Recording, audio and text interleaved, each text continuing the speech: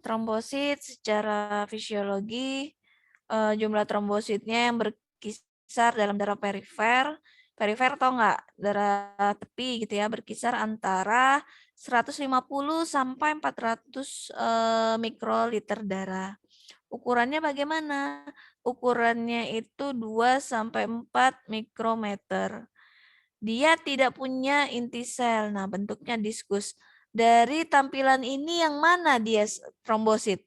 Ada yang bisa kasih tahu Ibu nggak? Yang mana bentuknya? Yang mana dianya? Yang pink putih bukan, Bu? Pink putih. Yang lain? Bu, yang pink-pink kecil itu bukan sih, Bu? Pink-pink kecil. Yang satu Ya. tadi Bintang Putra, yang satu lagi tadi siapa ya? Aduh, Hilda, Bu. Hilda ya, sebentar. Yang ada 6 tuh, Bu. Ya, sebentar. Bintang Putra. Bintang Putra. Oke, yang lain jangan lupa hayu bersuara ya, karena ini ada poin tambahan. Apa namanya? Kita lihat yang ini pink putih ini, inilah sel darah merah kita ya. Sel darah merah punya inti enggak? Tidak, ingat ya. Yang punya inti itu sel darah putih. Ingat yang tadi yang waktu itu Ibu jelaskan ada yang berapa lobus gitu ya. Nah, ini sel darah merah kita nih. Tuh. Nah, kalau sel darah putih kalau sel darah putih kan kemarin sudah Ibu tampilkan ya. Ada yang itu eosinofil, basofil, neutrofil, monosit, limfosit. Nah, ini dia bentuknya diskus. Jadi ketika nanti kita membuat sediaan hapusan darah, kemudian kita lihat di mikroskop, nah, itu dia kayak berpendar gitu mukanya. Apa? Darwin, kamu yang ono.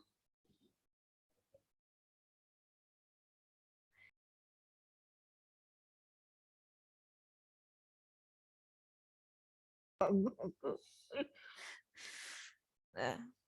Oke, ini dia. Bagaimana strukturnya? Padahal bentuknya begitu ya. Nanti teman-teman bisa lihat, dia lebih kecil dari sel darah putih, kemudian lebih kecil dari sel darah merah, tapi struktur di dalamnya lebih kompleks gitu ya. Nah, ini dia kita lihat kalau dia normalnya seperti ini nih bentuknya, trombosit normal. Kalau trombositnya aktif itu bentuknya seperti ini. Makanya dia dibilangnya bentuknya apa tadi diskus ya. Nah, ini. Dia punya mitokondria. Teman-teman dapat biosel nggak ya? Sama Ibu? Biologi sel? Semester ini apa semester besok?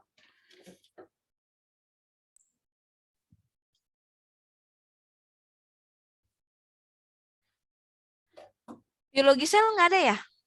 Nggak ada, Bu. Oh ya, nanti. Oh berarti ini yang rek B ya, biologi selnya. Ih, tapi kan waktu SMA pernah dapat biologi kan? Nggak pernah, Iya, Bu. Nah, masih ingat gak mitokondria? Buat apa?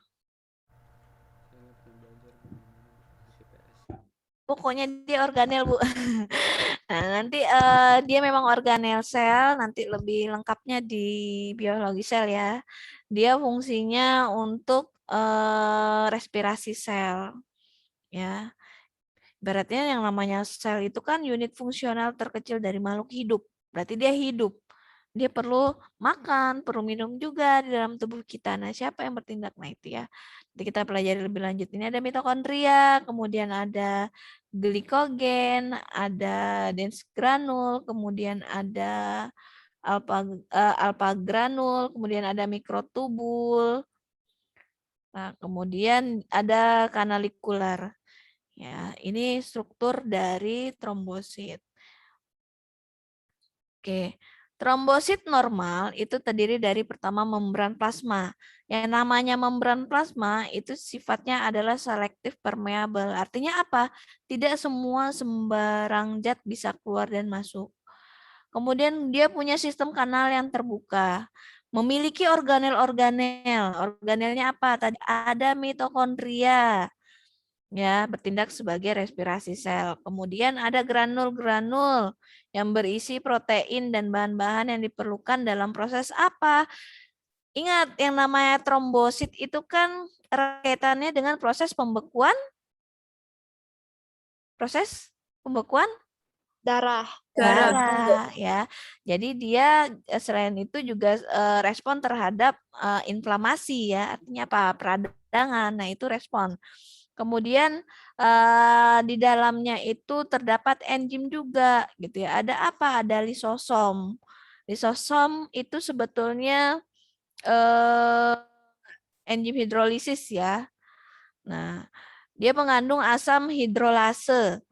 Nah, tadi ada granul juga kan, ada alfa granul. Nah, di sana ada apa? Ada fibrinogen, ada faktor 5 gitu ya. Nanti kalau kita berbicara tentang hemostatis itu ada faktor 1 sampai ke faktor 12 gitu. Kemudian ada fitonektin, ya ada von Willebrand faktor. Kemudian dia ada aktin, miosin. Ini apa ya? Dia ini adalah semacam neurotransmitter ya, dan mikrotubul. Nah, tadi kan kalau misalkan itu dia kayak bulat gitu kan kalau dia normal. Nah, kalau yang aktif itu dia kayak ada kakinya. Makanya dia membentuk pseudopodia seperti kaki semu gitu ya. Kemudian pada kaki-kaki tersebut nih ya. Tuh, di sini bagian ini ada teman-teman bisa lihat kan di sini ya. Ini pseudopodia. Pseudopodia itu suka dibilangnya kaki semu gitu ya. Kemudian di dalamnya ada mikrotubul, kemudian ada aktin miosin untuk syaraf juga ya. Ibaratnya kalau di sinyal gitu yang memberikan sinyal atau neurotransmitternya.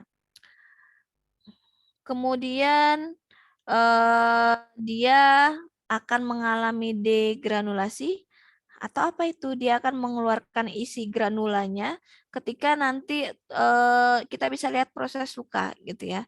Bagaimana nanti trombosit itu keluar akan mengeluarkan tromboplastin. Tromboplastin itu akan mengaktifkan fibrinogen yang akan mengubah. Nah, nanti itu prosesnya panjang. Ini nanti kita lihat. Nah, ini trombopoiesis kalau dari namanya. Poiesis itu adalah Pembentukan. Nah, jadi teman-teman harus terbiasa untuk etiologinya gitu ya. Ini terdiri dari apa nih? Ya kalau trombo itu kan berarti hubungannya sama trombosit. Poiesis berarti itu pembentukan trombosit. Kalau leukopoiesis berarti pembentukan sel darah putih. iya. Bukan sel Kalau eritropoiesis pembentukan Sel darah merah. itu ya. Nah, trombopoiesis pembentukan trombosit terjadinya di sumsum tulang. Asalnya dari mana? Betul, dari nanti buka lagi PPT Ibu yang eritropoiesis ya. Dimulai dari stem cell. Nah, nanti kalau trombosit itu asalnya dari mana? Dari megakariosit. Gitu ya. Padahal dia berasal dari sel yang mega. Mega itu yang besar gitu ya. Nah, itu ya. Nah, kok bisa bentuknya diskus-diskus begitu, Bu? Terus kemudian ada yang kalau dia aktif bentuknya punya pseudopodia, Bu. Nah, karena trombosit itu dihasilkan dari fragmentasi sitoplasmanya megakariosit. Nah, mungkin teman-teman bisa lihat di gambar Ibu ya. Ini kan megakariosit, dia nah, khasnya mitokondria, organel mitokondria dia punya seperti ini krista, lekukan-lekukan seperti ini. Nah, itu sudah pasti kalau misalkan gambar itu sudah pasti adalah mitokondria. Nah, teman-teman mungkin bisa lihat di sini. Ini sitoplasmanya nih, ya, sitoplasma. Nah, lihat kan ini terfragmentasi nih. Menjadi apa? Menjadi trombosit. Jadi trombosit itu dihasilkan dari fragmentasi sitoplasma megakariosit. Nah, trombosit itu akan dihasilkan dari megakariosit karena dia ada trombopoietin, gitu ya. Sehingga kalau trombopoietin itu ada, maka trombosit akan diproduksi. Oh, ini ada nih ya. Ada Ibu masukin di sini. Ini proses pembentukan sel darah, gambaran secara umum. Di eritrosit juga ada Ibu rasa ya. Nah, ini tadi Ibu bilang. Nih, ya. Ini adalah stem cell. Bisa menjadi ini kan dia bisa menjadi trombosit karena ada progenitornya. Gitu kan? Nah, teman-teman ingat lagi, oh kan ada progenitor sama prekursor sebetulnya. Ya. Nah, ini yang besar megakarioblast gitu ya. Dari megakarioblast dia akan berdiferensiasi menjadi megakariosit. Nah, dari megakariosit dia akan sitoplasmanya akan terfragmentasi sehingga terbentuklah platelets atau keping darah atau trombosit. Jadi teman-teman gak usah bingung. Apa sih platelet? Apa sih trombosit gitu ya, sama. Apa sih keping darah itu sama. Nah, ini ini yang Ibu bilang untuk menjadi ini ada multipotent stem cell atau sel induk sama itu ya. Sel yang multipotent sama. Artinya apa? Dia mampu berdiferensiasi menjadi banyak bentuk sel. Ya. Oke. Kemudian ini progenitornya, dia dihasilkan dari mieloid kan? Mieloid kemudian kalau di tampilan awal tadi dia langsung megakariosit ya. Megakariosit, oh kalau sudah begitu dia pasti akan membentuk platelet gitu ya. Megakarioblast 1, promegakariosit MK2, kemudian megakariosit sampai ke menjadi keping darah. Nah, ini tadi yang Ibu bilang prekursornya. Jadi sebetulnya selain dibantu oleh progenitor, dia ada prekursor sehingga dari stem cell itu bisa terbentuk platelet.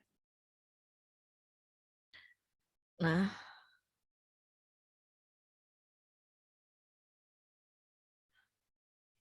oke nih perkembangan trombosit dalam sumsum tulang ya.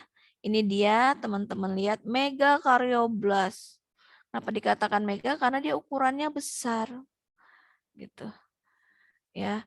Badan selnya biasanya lebih besar daripada badan sel proeritroblast. Nggak usah bingung. Kalau Ibu bicara proeritroblast, berarti dia buat siapa coba? Proeritroblast. Berarti buat siapa? Eritrosit bukan, Bu? Iya, Satrio betul. Ya. Jadi dia buat eritrosit. Teman-teman kan harus tahu tadi. Oh, kalau sel darah, kita bicara sel darah itu ada sel darah putih, sel darah merah, sama trombosit atau platelets. Nah, kan semuanya prekursornya berbeda. Prekursor dan progenitornya berbeda. Nah, kalau Ibu bilang proeritroblast berarti dia akan membentuk eritrosit. Nah, kan berbeda. Badan selnya itu lebih besar dari sel proeritroblast. Makanya kenapa dia disebut mega. Perbandingan antara inti dan sitoplasma berubah karena inti menjadi lebih besar. Kemudian kepadatan kromatin intinya berbeda-beda. Kemudian nukleolus itu anak inti. Sebagian besar tertutup, tetapi terdapat dalam jumlah besar pada penyatuan inti yang menyolok. Kemudian terdapat sel yang berinti 2 hingga 4. Sitoplasmanya tampak nasofilik kuat, terbebas dari granulasi, dan di bagian tepi kadang-kadang terlihat sedikit menjuntai. Nah, sering terdapat trombosit yang melekat. Nah, ini yang promegakariosit. Kan yang pertama megakarioblast, kemudian ini urutannya ya. promegakariosit. Promegakariosit itu adalah megakariosit yang setengah mateng, gitu ya. Bentuk poliper. Kemudian inti selnya sangat besar dan sedikit berlobus. Selain bentuk dengan kecenderungan segmentasi yang dapat dikenali dengan jelas. Nah, kromatin itu adalah kromosom. Jadi sebelum membentuk kromosom, dia akan membentuk benang-benang kromatin. Ketika sel itu menebal dan membelah gitu ya, nah dia akan menebal memendek, terbentuklah kromosom. Nah, kromatin inti sebagian besar teranyam rapat. Nukleolus yang ada kebanyakan terselubungi. Sitoplasmanya tampak basofilik dengan beberapa area azurofilik, menunjukkan permulaan aktivitas trombopoiesis. Jadi kalau sudah terbentuk area yang azurofilik, artinya akan dimulainya proses pembentukan trombosit. Luas sitoplasmanya bertambah secara nyata dan di tepi sel terdapat trombosit yang melekat. Oke, jadi ingat urutannya blast dulu, baru sit gitu ya, megakarioblast gitu ya. Nah, dilanjut dengan promegakariosit. Jadi gini, ingatnya kan kalau kita punya sejarah, prasejarah, pasca sejarah. Nah, ini pranya ingatnya pro aja gitu ya. Nah, ini kan promegakariosit. Kemudian megakariosit. Beda nggak? Dua dulu deh biar teman-teman nggak bingung. Nih, seharusnya Ibu rapetin ya tadi gambarnya. Kalau ini kan lihat tuh ya, intinya besar banget kan, hampir intinya yang mana sih teman-teman tahu nggak? Yang ini nih. Nih ya. Intinya itu kan hampir seluruhnya menyelimuti sitoplasma, bener nggak? Terus nukleusnya yang titik kecil nggak tampak kelihatan.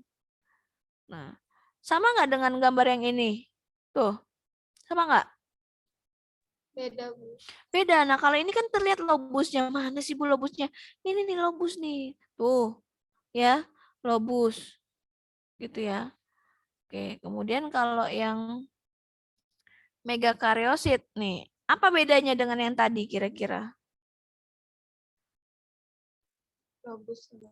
Lebih kecilnya, Bu, lebih kecil. Nah, iya ya. Nah, kita lihat megakariosit merupakan sel terbesar yang dijumpai pada hematopoiesis di sumsum tulang dalam kondisi yang normal. Diameternya itu kisaran 35 sampai 150 mikron. Intinya lobusnya tadi nggak teratur. Kromatinnya kasar, tapi memang tidak terlalu terlihat jelas ya. Anak inti tidak terlihat dan sitoplasmanya banyak. Jadi ibaratnya dibandingkan dengan megakarioblast tadi kan intinya hampir memenuhi sitoplasma. Ini kan sitoplasmanya ini masih bisa kelihatan ya banyak ya. Ini lihat nih, sitoplasma yang mana sih Bu? Ini nih. Lebih luas kan? Coba lihat deh teman-teman. Ya, dibandingkan dengan yang tadi. Nah, kalau ini kan intinya nih lobusnya. Sebagian kecil megakariosit di bawah 10% menunjukkan inti tunggal atau ganda yang berbentuk bulat oval yang lebih dikenal sebagai mikromegakariosit pada pengecilan diameter sel.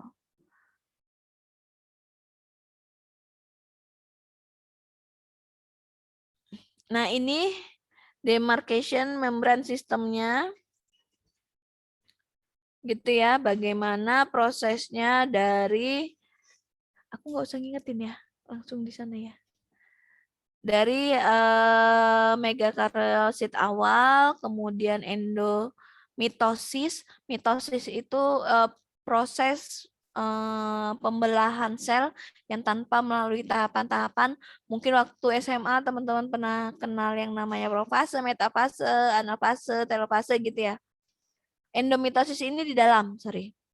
Ya. Kemudian produksi dari DMS, lalu sitoplasmanya terfragmentasi, ada budding itu tonjolan, teman-teman bisa lihat nih tonjolan, ya. Kemudian ada platelet. Jadi ada beberapa proses bisa terbentuknya atau lepasnya platelet dari megakariosit gitu ya. Ada karena fragmentasi sitoplasma, kemudian ada budding, kemudian ada proplatelet sehingga dihasilkanlah trombosit. Nih ya prosesnya. Distimulasi dan diregulasi oleh trombopoietin. Trombopoietin itu diproduksinya di mana? Di hati, ginjal, dan sumsum tulang. Trombopoietin merangsang diferensiasi sel progenitor myeloid menjadi megakariosit dan seterusnya ke bawah. Regulasi trombopoietin itu negative feedback mechanism. Bila kadar trombosit tinggi, maka jumlah trombopoietinnya rendah gitu. Nah, sebaliknya kalau kadar trombosit rendah, maka jumlah trombopoietinnya tinggi.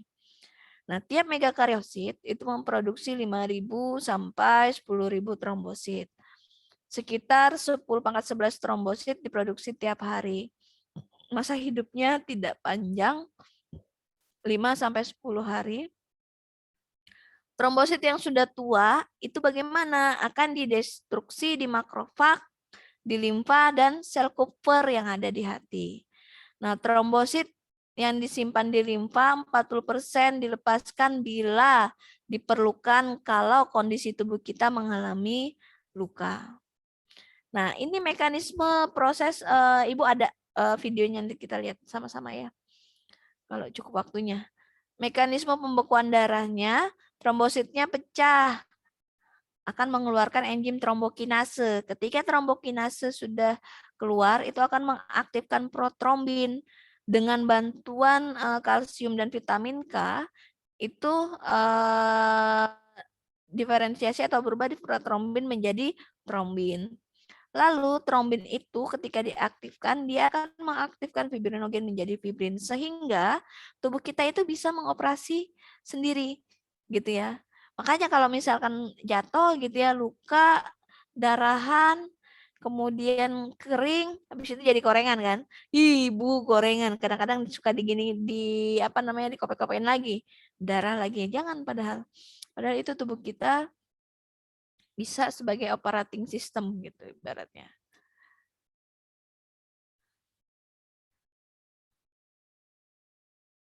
Oke.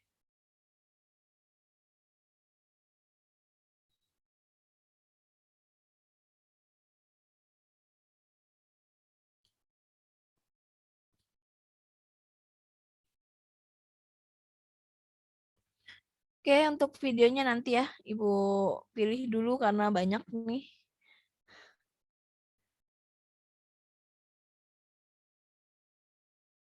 Untuk trombosit sampai situ, Ibu sudah menyerahkan kontrak kuliah belum ya? Kayaknya belum ditandatangani deh. Udah belum Yolan? Ibu lupa Yolan. Belum, Bu. Ibu udah kirim PPT belum? PPT yang mana ya, Bu? PowerPoint untuk yang Hema ini. Udah, Bu. Udah. PowerPoint udah. Berarti yang belum itu aja ya. Iya, Bu. Oke. Untuk Hema udah masuk sampai mana ya? Praktikum.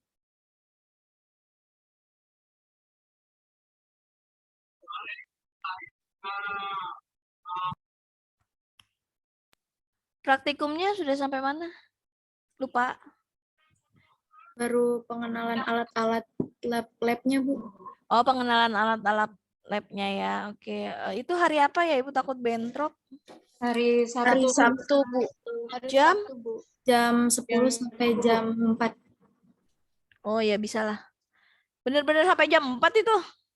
Iya, dibagi 2 kelas. Oh, praktek. Udah langsung praktek? Ya, Bu, Sabtu nanti nanti udah ke kampus berpraktek. Kenapa gimana? Sabtu besok kita disuruh ke kampus buat praktek hematologinya, Bu. Oh, prakteknya praktek apa? Nggak tahu sih, Bu. Kemarin saya kurang dengar jelas, cuman katanya gitu. Oh ya, oke. Makanya harus tahu prakteknya apa. Kenapa? Kadang-kadang suka ada pretest, post-test. Makanya teman-teman kan harus mempersiapkan diri ya. Gitu. Ya. Oke, nanti Ibu cari untuk yang trombositnya, videonya karena banyak ya belum Ibu pilih. Kira-kira teman-teman ada yang mau ditanyain nggak? Alat-alat lab apa yang udah diajarin? Alat-alat lab hematologi kan? Iya, Bu. Apa aja? Nadia mungkin bisa bantu jawab. Lola, Bu. Lola, gimana Lola? Alat-alatnya, Bu. Ada yang Oh, kayak seperti tourniquet, alkohol, terus Vacutainer. Vacutainer.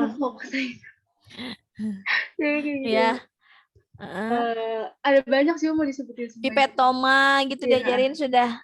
Pipet tetes, Bu. Pipet tetes, kemudian centrifuge sudah ya. Becker glass. Labu. Oke deh. Oke, nanti kita ketemu Sabtu ya. Sabtu ini berarti ya. Iya, Bu, Sabtu ini. Cuman Yolan, Ibu karena suka ngajar juga, ada ngajar juga gitu ya. Nanti diingetin ya Yolan ya Ibu ya. Bu, di ini kadang-kadang suka lupa Ibu. Ya. Iya, Ibu. Oke, berarti hari ini yang tidak masuk siapa? Hari ini kalau Satrio udah masuk ya tadi ya. Ya, Bu. Satrio. Raul sudah Raul? Belum, Bu. Raulnya nggak masuk, Bu. Sebentar ya, sebentar. Halo?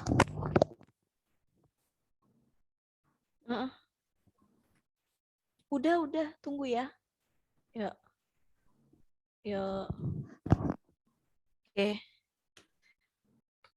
Oke, mungkin begitu ya dari Ibu nanti tolong diingatkan hari Sabtu. Lalu Ibu nanti mau tunjukin video trombositnya ya. Nanti Ibu juga mungkin yang pertama kali plebotomi ya, pelajarannya tentang plebotomi. Oke, sudah Ibu akhiri. Ada yang mau tanya nggak? Tidak ya? Oke, Ibu akhiri. Wassalamualaikum warahmatullahi wabarakatuh. Semoga ilmunya bermanfaat. Selamat siang. Waalaikumsalam Salam siang, Bu. Terima kasih, Bu. Terima kasih, Bu. Ya, Ibu Liv ya. Ya, Bu.